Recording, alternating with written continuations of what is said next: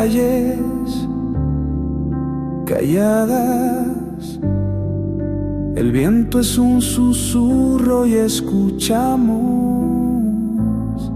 las sombras se alargan, todo está en calma.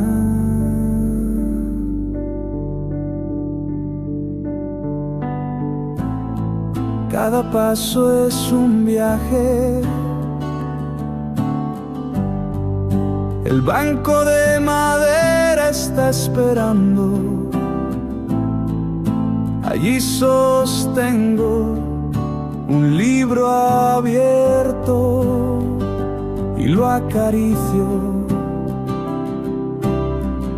Decir a veces algunas hermosas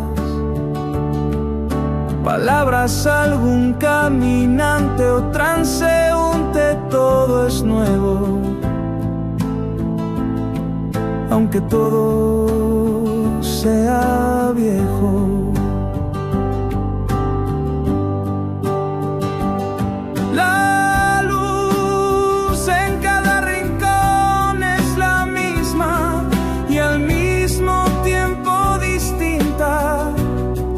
El tiempo se estira, se detiene, todo es contemplación.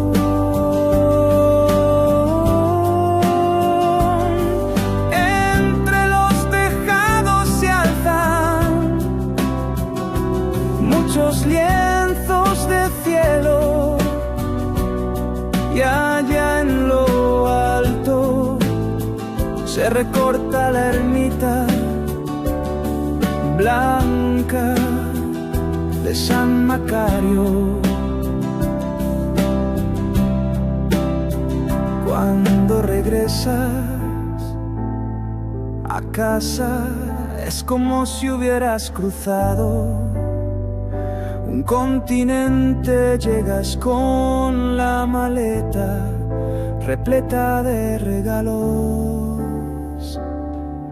Llegas con un vestido de paz todo nuevo, recién estrenado, aunque nada